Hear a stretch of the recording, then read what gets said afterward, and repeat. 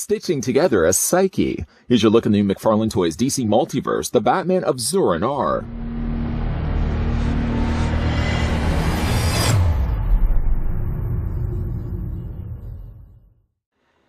As a child, Bruce Wayne watched as his parents were brutally killed in Gotham City's crime alley. Traumatized by their deaths, he devoted his life to becoming the world's greatest weapon against crime, the Batman. To become the ultimate vigilante, the Dark Knight disciplined his mind and body to reach the pinnacle of mental and physical superiority in his relentless pursuit of justice. Some time ago, Bruce Wayne took part in an isolation experiment overseen by Dr. Simon Hurt, in which the psychiatrist gave Bruce the post-hypnotic phrase Zur-En-Arrh. When heard by Bruce years later, this trigger phrase shatters his mind and leaves him wandering Gotham City in a daze.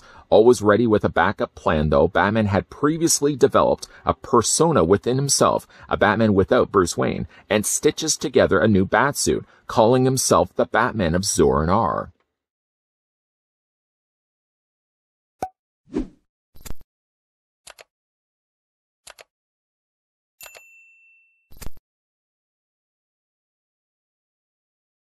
Before we look at Batman of Zur-En-Arrh, I'd like to first thank the folks over at McFarlane Toys. They did provide this sample of Batman that we can have a look at in this video. Following up to that, let's grab the ruler just to see how tall the figure stands.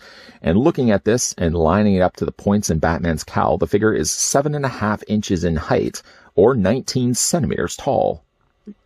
Got some figures we can compare this Batman to. So just recently we looked at the skinned Joker. We can bring him in. This was from the Batman Death of the Family.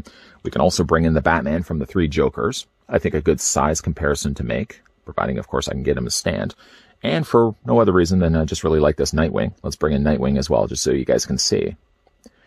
Now, if you compare Batman Zur-En-Arrh to, say, Batman from the Three Jokers line, proportionately, Batman from the Three Jokers is a lot bulkier, but they're about the same height. If anything, I would award the height. Is there an award for height? I would award it, though, nonetheless, to Batman Zur-En-Arrh. He's slightly taller from the Batman Three Jokers, simply just because he got longer ears in his cowl. On to the figure's accessories now. Batman Zur-En-Arrh comes included with his own designated trading card. And again, we are treated to figure photography, but at least to the credit of McFarlane's team, I do like the pose that they put Batman in, the lighting as well as the rainfall that's falling behind him, and the fact that this Batman is wielding a baseball bat, not something you're used to seeing too often, actually makes this a pretty good-looking card. Down below, we've got Batman of Zur-En-Arrh, and this comes to us from the Grant Morrison run of Batman R.I.P.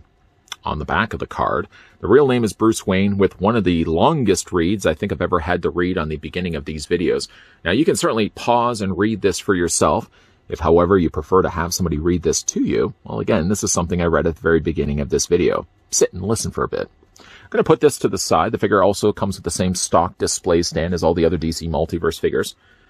Still, same black stand, same DC logo sizzled down below, and one singular peg that's going to plug into the underside of Batman's feet. On to then the accessories that are going to be wielded into his hands. To the credit of this Batman figure, he does actually have two gripping hands, so he can actually wield both of the accessories that we're going to be looking at. Starting with the smallest first, Batman comes included with a knife. You ever think you would ever see a Batman to come included with a knife? Now, the knife itself, while I think that the handle has been molded in that plastic color, I think the blade itself has been painted in silver. The handle still admittingly is on the thick side, so if you're going to have to put this into Batman's hands, and at least again he has two hands to do that, you're probably going to want to have to pry the fingers away from the palm, because I did find the plastic that they've used for the hands is very dense. You may want to submerge it in hot water, or even just take the hairdryer trick. That's the sound of the hairdryer, by the way. Just enough to soften the plastic a little bit so you can actually hold the accessories. That's his knife, and of the two things, my favorite thing he comes included with is a baseball bat that I think even Negan would be jealous of. Nicely taped and painted down below in the handle, and then you've got all these little barbs or nails sticking out of the end of it. Really good for helping Batman to bludgeon with his bats. Again, you can fit these into either one of his hands. The plastic, I already mentioned, is a little on the denser side. But once you've softened up the plastic, or again, just pried it away from the palm enough to get the bat in there, Batman can, not so easily, but at least once it's in there, holds the bat quite well. And again, you can have that. I might even just have the figure displayed with the bat sitting or resting against his shoulder. I think that's a good look for the figure. And again, if you wanted to see what it looked like with the knife, same rules apply really. You're just going to take the knife handle and slide it into his grip. Very strange though, yes, to see Batman wielding a knife. On to now the figure itself. A very different looking Batman, not one that you would normally used to seeing, especially with this much color at his palette. Now, a lot of interesting backstory with the Batman of Zur-En-Arrh. It's based, even though this look of Batman is based on the Grant Morrison Batman R.I.P., he actually has even longer backstory before that. A lot of it stems from Batman issue 156, Robin Dies at Dawn, in which both the Cape Crusader and Robin were on a neighboring moon, being chased by a giant rock monster. In the process, the boy Wonder unfortunately gets killed, only to find out that it's just a dream that Batman has had. Scarred by this is something that plays into events later on in Batman R.I.P., where the triggering words of Zur-En-Arrh would normally have slipped Batman into insanity, but instead Bruce Wayne sort of has a protocol in place in his mind.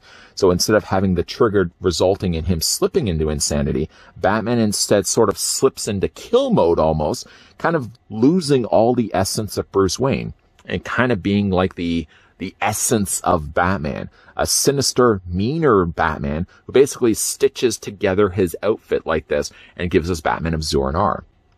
Now, this particular suit of Batman is actually based on the issue 113, where Batman meets up with a multiverse version of himself, where that Batman is wearing this outfit. So it's really interesting the fact that they would actually have used that reference point later on in the Batman R.I.P. What we do get here as resulting of it is a very brightly colored Batman.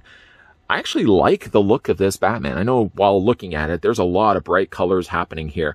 But I gotta say, it's got one of the best Batman head sculpts that we've gotten from the DC Multiverse. If you like classic Batman head, this is actually one of the best, like I said, one of the best Batman head sculpts I think we've ever gotten.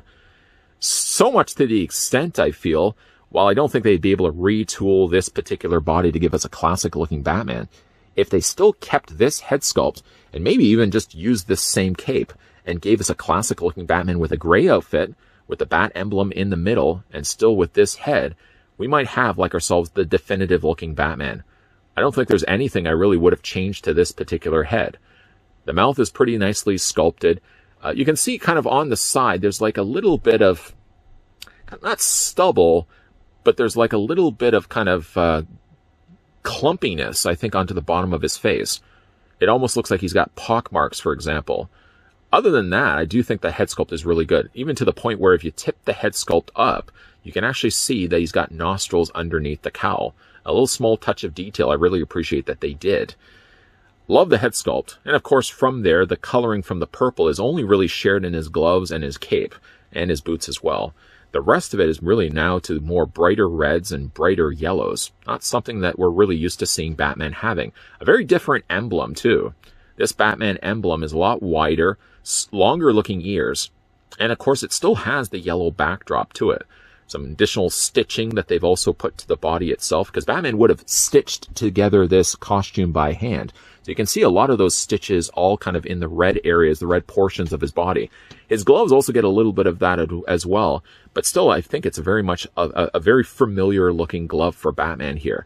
Overlooking really like the bright colors. If you look at it just from a molding standpoint, this is what I feel to be one of the best Batmans that we've gotten. Paint isn't 100% clean. I have a little bit of paint problems here on the glove, for example. You can see some of the yellow has bled onto the glove, but that seems to be the only place that I can see here on the figure where there's paint problems. Something that you may also not be used to seeing on Batman is on his utility belt. It looks like there's ammunition, little bullets that he could probably pull out and use. It also looks like there's a mace can.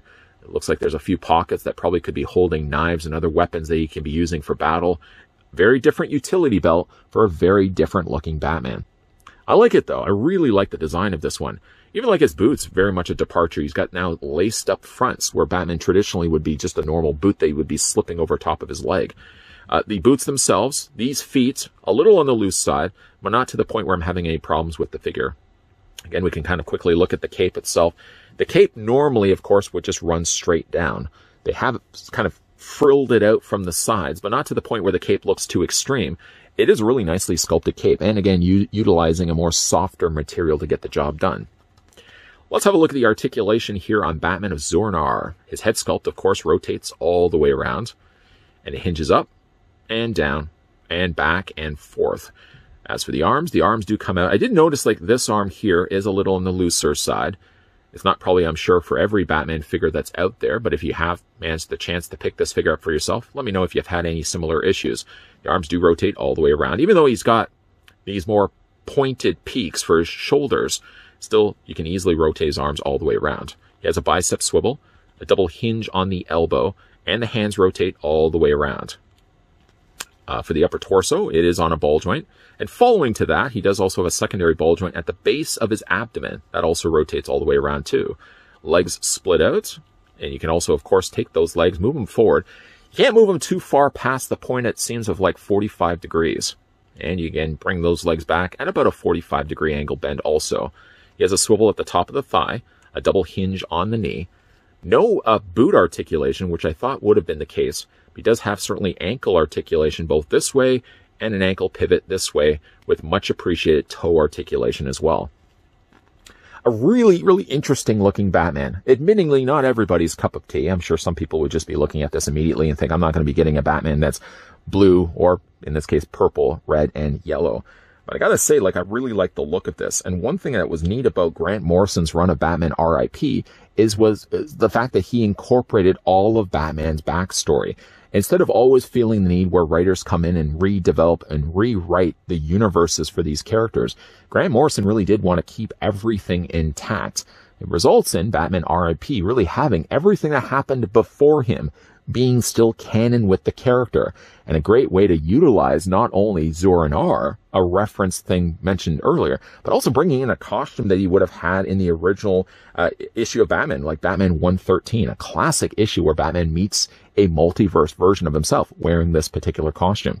As it goes for the actual figure, McFarlane's team has done a great job on this release. If you can overlook more of the garish colors that this particular Batman has, I still feel like it has one of the best, if not the best, Batman head sculpts, and I would really like to see them use this again for a more classic or traditional looking Batman for a later release.